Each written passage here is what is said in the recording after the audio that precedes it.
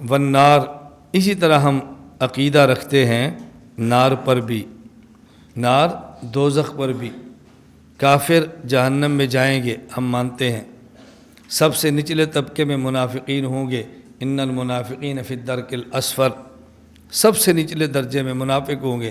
اللہ ہم سب کی حفاظت فرمائے۔ مسلمان فاسق تو ہو سکتا ہے، مسلمان منافق نہیں ہو سکتا۔ نہ منافق بننا، نہ منافقوں والے کام کرنا۔ اللہ ہم سب کی حفاظت فرمائے۔ والنار، ہم اس کو بھی مانتے ہیں۔ یہاں صرف ایک سوال ذہن نشین فرما لیں کہ جہنم میں عذاب جس طرح آگ کا ہوگا، اسی طرح زمہریر ٹھنڈ کا بھی ہوگا، لیکن ہمیشہ جہنم کے عذاب کو آگ ہی سے بتایا جاتا ہے، آگ آگ۔ اس کی وجہ یہ ہے، ایک تو یہ ہے کہ جہنم میں زیادہ جو عذاب ہوگا وہ آگ کا ہوگا، ٹھنڈک کا عذاب ہوگا لیکن کم ہوگا۔ جس طرح انسان بہت زیادہ گرمی برداشت نہیں کر سکتا، اسی طرح انسان بہت زیادہ سردی بھی برداشت نہیں کر سکتا۔ آگ کا عذاب ہوگا اور بعضوں کو ٹھنڈک کا بھی ہوگا، چونکہ اکثر آگ کا ہوگا، اس لیے عام طور پہ جہنم کے لیے النار کا لفظ استعمال کیا جاتا ہے۔ اور دوسری وجہ، قرآن کریم جو گفتگو فرماتا ہے نا، وہ ہمارے محاورات کا خیال رکھتا ہے۔ جو محاورات میں جملے بولے جاتے ہیں نا، وہی ہمارے ہاں قرآن کریم عام طور پر زبان محاورات کی استعمال کرتا ہے۔ ہمارے محاورات میں، ہمارے ماحول میں، انسانی سوسائٹی میں، انسانی معاشرے میں جب بھی کسی کو تکلیف دینے کی بات کرتی ہو تو جلانے کی بات کرتے ہیں، ٹھنڈک دینے کی بات نہیں کرتے۔ تو نے میرا دل جلا کے رکھ دیا ہے۔ جب یہ بھی کہتے ہیں تو نے میرا دل ٹھنڈا کر کے رکھ دیا ہے۔ تو ہمارے ماحول، انسانی سوسائٹی میں جب تکلیف کی بات کرنی ہو تو آگ کی بات کرتے ہیں، جلانے کی بات کرتے ہیں، بس۔ تو قرآن محاورات پہ بات کرتا ہے نا، اس لیے جہاں جب بھی کسی کو سزا دینی ہو، آگ میں ڈال دو، اس کو جہنم میں جانے دو، آگ میں جانے دو، جلتا ہے تو جلنے دو، ہمیں کیا ہے اس سے۔ تو ہمارے چونکہ محاورات انسانی سوسائٹی میں عموماً عذاب کے لیے نار کا لفظ استعمال ہوتا ہے، اس لیے یہاں نار کا لفظ استعمال کیا ہے کہ ہم جہنم کو مانتے ہیں، مراد سے جہنم ہے۔ یہ بات بھی اچھی طرح ذہن نشین فرما لو، جہاں ہمیشہ سکھ ہو اور کوئی دکھ نہ ہو وہ جنت ہے، اور جہاں ہمیشہ دکھ ہو اور کوئی سکھ نہ ہو وہ جہنم ہے، اور جہاں کبھی سکھ ہو کبھی دکھ ہو وہ دنیا ہے۔ ہم دنیا میں ہیں، نہ تو جہنم میں ہیں، اللہ محفوظ رکھے، نہ جنت میں ہیں، اللہ سب کو لے جائے۔ دنیا میں دکھ سکھ، توجہ رکھنا، دنیا میں دکھ سکھ ہوگا۔ میں یہ بات بار بار بار بار سمجھاتا ہوں، اللہ کرے یہ بات ہمارے طلباء کے طبقے کو سمجھ آ جائے۔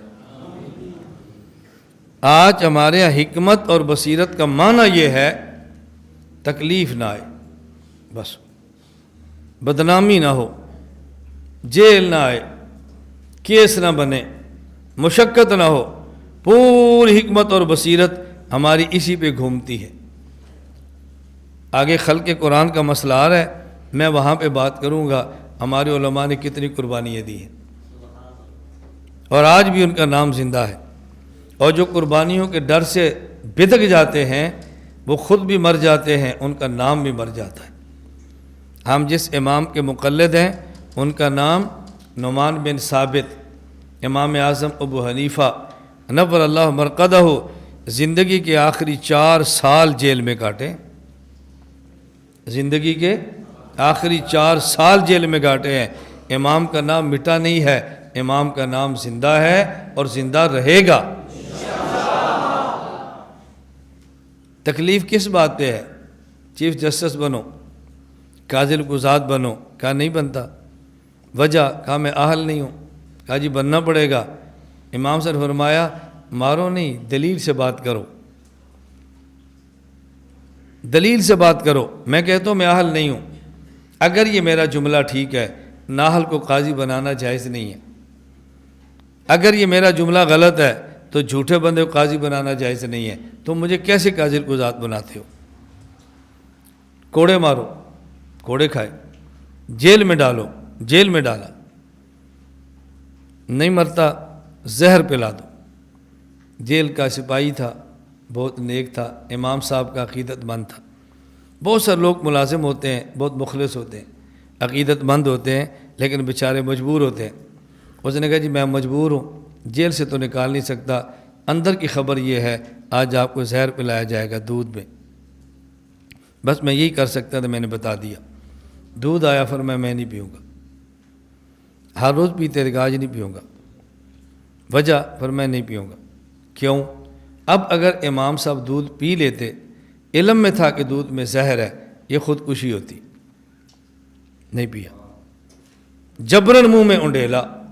اب مجبور ہو گیا نا، بے بس میں نہیں، بے بس ہو گئے، مجبور ہو گئے، زہر پلایا، امام صاحب دنیا سے چلے گئے، اپنے موقف سے نہیں ہٹے۔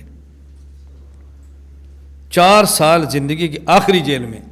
مجھے کبھی تعجب ہوتا ہے، امام ابو حنیفہ کا مقلد ہو اور اس وجہ سے حق بیان نہ کرے، اس سے جیل آتی ہے۔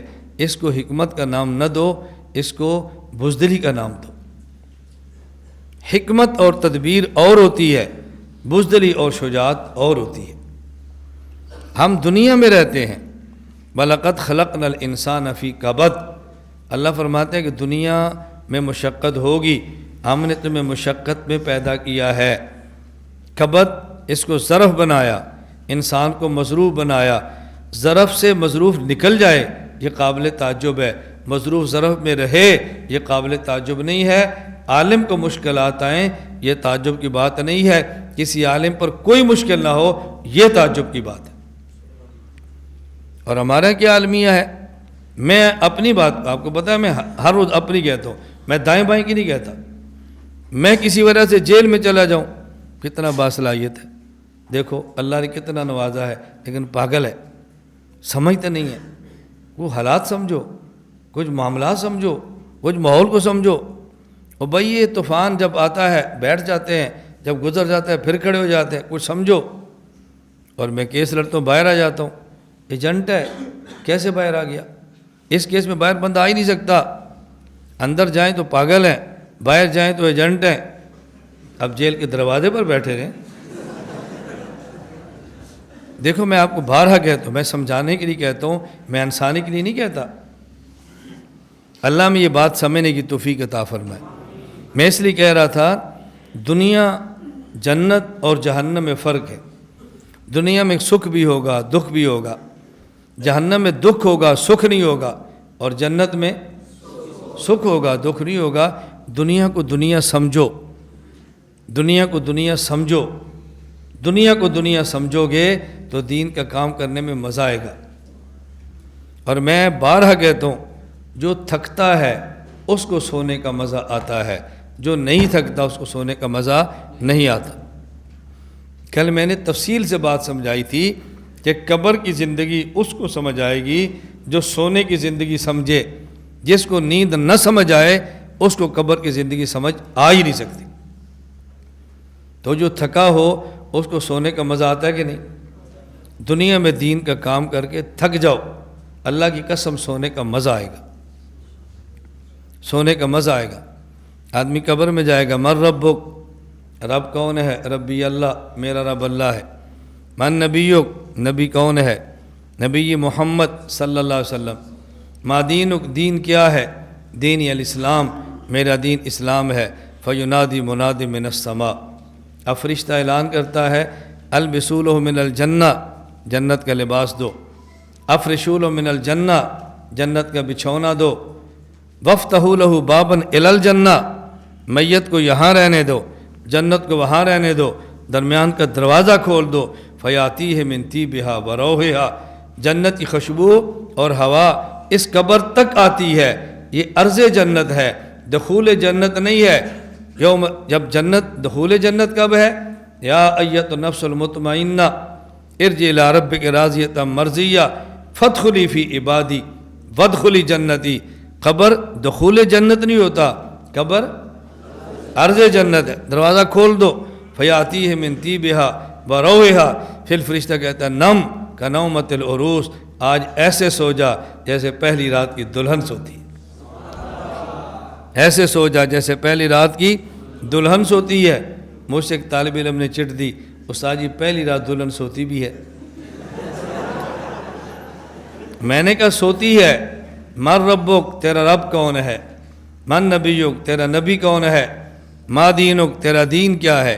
میرا رب اللہ ہے، میرے نبی حضرت محمد ہیں صلی اللہ علیہ وسلم، میرا دین اسلام ہے۔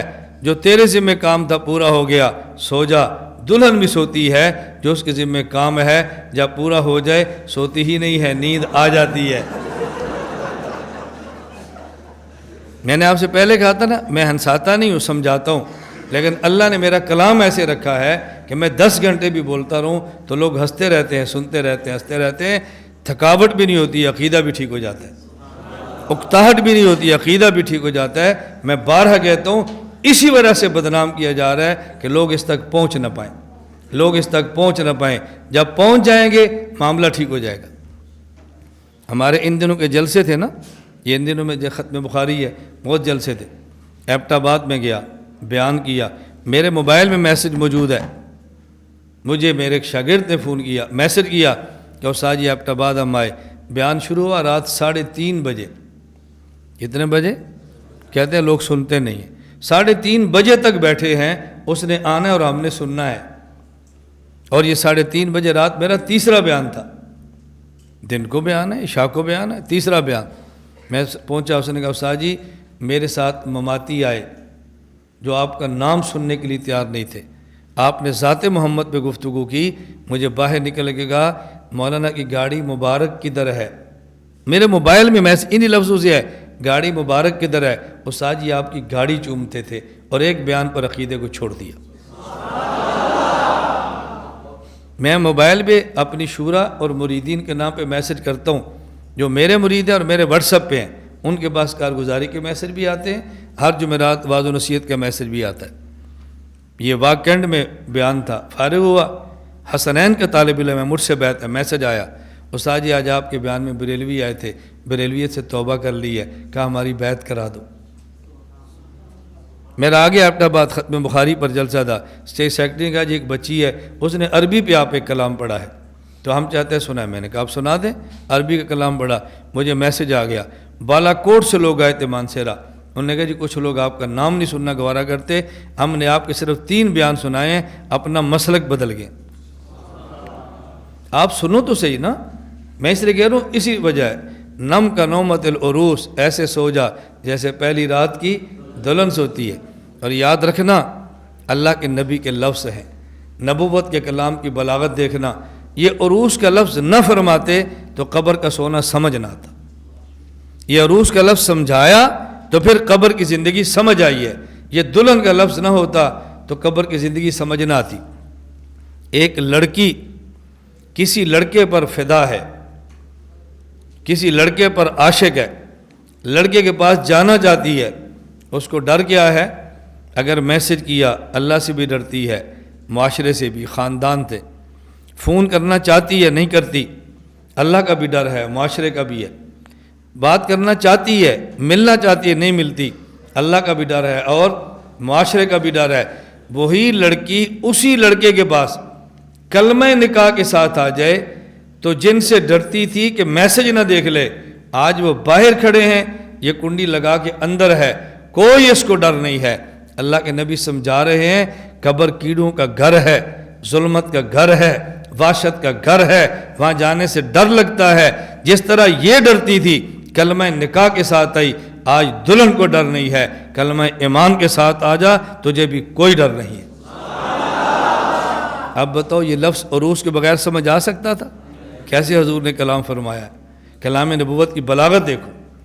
یہ تشریح کہاں لکھی ہے؟ حوالے یاد رکھو نا، ابن حجر لکھے تو شرح ہے، علامہ عینی لکھے تو شرح ہے، حضرت تھانوی لکھے تو شرح ہے، تحذیر الناس پہ مولانا قاسم نانوتوی رحمہ اللہ لکھا ہے کہ جب بعد والے دلیل کی بنیاد پہ بات کریں تفسیر بالرائے نہیں کہتے، اس کا تفسیر بالدلیل ہی کہتے ہیں۔ نانوتوی لکھ رہے ہیں، میں تو اس پہ حوالہ بھی پیش کر رہا ہوں۔ میں اس لیے کہہ رہا تھا کہ ہم دنیا میں ہیں، ہم قبر جنت کا باغ ہے، دل کرتا ہے جائیں لیکن تنہائی ہوگی. دل کرتا ہے جائیں، اندھیرا ہوگا. دل کرتا ہے جائیں، کیا بنے گا؟ فرمایا کلمہ ایمان کے ساتھ آؤ. اور یہ ہماری تشریح نہیں ہے، اللہ کے نبی کی ہے.